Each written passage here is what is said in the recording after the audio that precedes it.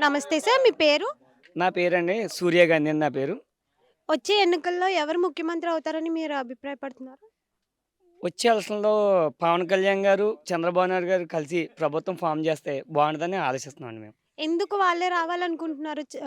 జగన్మోహన్ రెడ్డి గారు ఎందుకు వద్దని అనుకుంటున్నారు? జగన్మోహన్ రెడ్డి గారు అంటే అండి, జగన్మోహన్ రెడ్డి గారు ఎక్కాక మేము చాలా ఇబ్బందులు పడ్డామండి. ఒక వ్యవసాయం నేనంటే ఒక రైతునండి. ఓ రైతు గురించి నేను చేసే పనుల గురించి, అతను పెంచేసిన ధరల గురించి చాలా ఇబ్బంది పడుతున్నామండి మేము. ఎందుకంటే ఒక రైతుగా ఒక పిండి బత్త కొనుక్కోవాలన్నా, ఏది కొనుక్కోవాలన్నా గానీ ఇంతకుముందేమో పిండి బత్త 1100 అలా ఉండేదండి. ఇప్పుడు 1700, 1800 అవుతుందండి. మేము అంత అంత రేట్లు పెట్టి అలాగని ధాన్యం ఏమన్నా నాణ్యమైన రేట్ ఇస్తున్నారంటే దానికి నాణ్యమైన రేట్ లేదండి. తర్వాతేమో ప్రభుత్వం కొనుగోలు చేస్తుంది గదండీ! కొనుగోలు చేస్తున్నారు. ఇస్తున్నాం. ఆళ్ళేమో ఎప్పుడు 4 నెలలకి, 5 నెలలకి ఇస్తున్నారండి. ఈలోగా మేము అప్పులు తెచ్చుకొని పెట్టుబడులు పెట్టుకుంటాం గదండీ! దాని గురించి మరి వడ్డీలు పెరిగిపోతున్నాయి గదండీ! దాని గురించి అయితే చాలా ఇబ్బంది పడ్డామండి. ఈ ప్రభుత్వంలో ఎప్పుడూ లేని ఇబ్బంది ఈ ప్రభుత్వంలోనే పడ్డామండి మేము. మరిప్పుడు జనసేన పార్టీ, తెలుగుదేశం పార్టీ కలిపి వస్తే మీకు మారుతుంది ఇది అనేది మీరు అనుకుంటున్నారా? ఎందుకంటే మేనిఫెస్టో పెట్టారు గదండీ! నేను రైతులకి ఇది చేస్తాను. చంద్రబాబు నాయుడు గారైనా, పవన్ కళ్యాణ్ గారైనా రైతులకి ఈ విధంగా చేస్తాను అన్నారు గదండీ! ఆల్రెడీ మేము టీడీపీ ప్రభుత్వం ఒకసారి చూసామండి. అప్పుడు ఇన్ని ఇబ్బందులు పడలేదండి మేము. ఓన్లీ ఈ ప్రభుత్వంలోనే ఎన్ని ఇబ్బందులు పడుతున్నాం అంటే అంటేని ఇంట్లో అంటే చెప్పకూడదు గానీ పెళ్ళాం పుస్తులు కూడా అమ్ముకునే పరిస్థితొచ్చిందండి. దాని గురించి చాలా ఇబ్బందులు పడుతున్నామండి మేము. ఎక్కడికెళ్ళినా సరే డబ్బు. రూపాయి ఉండేది రూ. 10 అయిపోయింది. మరి దాంట్లో ఇంతకన్నా ఇబ్బంది ఏముంటదండి? తర్వాతేమో ఈ మొన్న వరదలొచ్చినాయండి. ఒక మాది నా సొంతంగానే ఒక 5 ఎకరాలు పోయిందండి. ఆల్రెడీ సుమన్ టీవీ వారు ఇంటర్వ్యూ చేశారండి. చేస్తే ఏదో నష్టపరిహారం వస్తదేమో అని చూసానండి. ఆ 5 ఎకరాలకి రూ. 1,00,000 నాకు నష్టమండి. అది ఏ ప్రభుత్వం ద్వారా ఒక్క రూపాయి ఇయాల నాకు లేదండి. ఇంకా ఈ ప్రభుత్వంలో ఇంతకన్నా నష్టపోతాం ఇంకేటి చెప్పండి మీరే?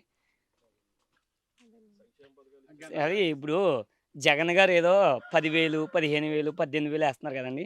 దేనికండి అయి? దేనికి? ఇప్పుడు రైతులు ఇప్పుడు ప్రతి మీడియా వోళ్ళు, ప్రతి రాజకీయ నాయకులు అంటారు కదండీ! రైతే రాజు, రైతే వెన్నెముక అని. ఆ రైతుకే నష్టం చేస్తే ఇంకా రాజు దేనికవుతాడండి? అది కూరంతా మీ మీడియా ద్వారానే ఆ జగన్మోహన్ రెడ్డి గారికి తెలియజేయండి. ఎందుకంటే మేము ఎన్ని కష్టాలు పడుతున్నాం, ఏంటి? ఈ రేట్లేంటి? ఇప్పుడు కూలి మనిషి వస్తున్నాడండి. కూలి మనిషికి మినిమమ్ రూ. 700 ఇవ్వకపోతుంటే గడుస్తలేదండి. ఎందుకంటే ఆళ్ళకు నిత్యావసర వస్తువులు కొనుక్కుంటున్నారు. ఆళ్ళవి రేట్లు పెంచేసారు గదా! ఇయన్నీ గూడా చాలా ఉన్నాయండి.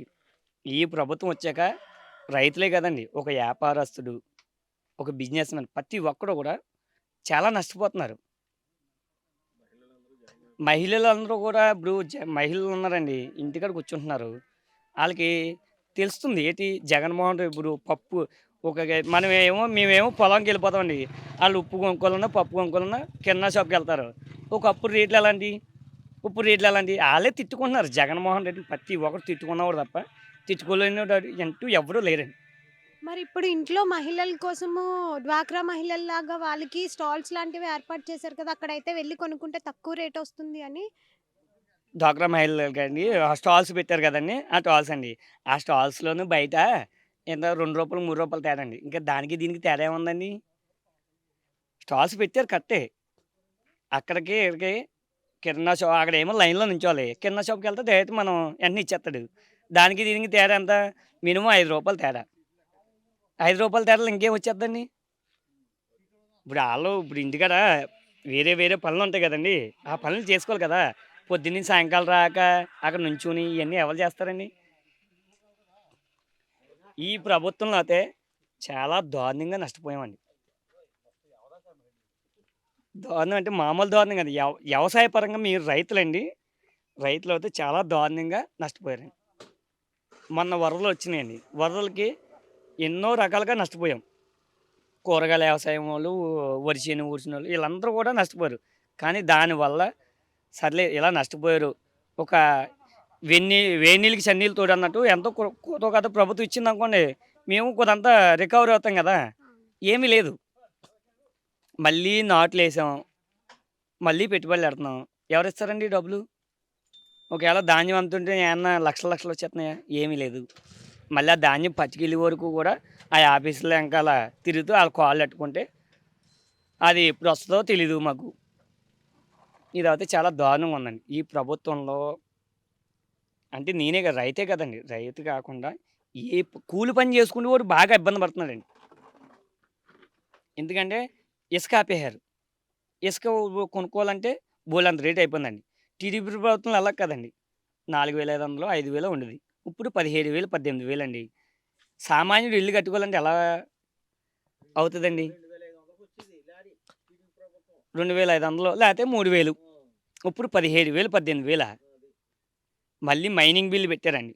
చెరువులేమో పొలమని తవ్వేసుకున్నారు. ఆళ్ళ ఇష్టాసారంగా తవ్వేసుకున్నారు చెరువులు. ఆ! రైతుకి ఒక తాటర మట్టి ఏసుకోవడానికేమో మైనింగ్ బిల్లు, అక్కడేమో 500 ఏమో చలానా కట్టాలి. ఇంతకుముందు అలా కాదండి. రైతులకి ఫ్రీగా ఇచ్చేవారు. ఏ ఊరైనా సరే. ఎందుకంటే చెరువులో మట్టి పొలాల్లో తోలుకుంటే కొంతంత బలం చేస్తదని. దానికి గూడా మట్టికి డబ్బులు కట్టేస్తుంటే ఇంకెక్కడ పడతామండి మేమన్నీ. ఈ ప్రభుత్వం అయితే చాలా దారుణంగా ఉందండి. ఈ జగన్మోహన్ రెడ్డి గారి ప్రభుత్వం దిగిపోవాలి. టీడీపీ, జనసేన కలిసి రావాలి. కలిసొస్తే మా రైతులకైనా లేతే మిగతా సామాన్య ప్రజలకైనా సరే న్యాయం జరుగుతుందని మేము ఆశిస్తున్నాం.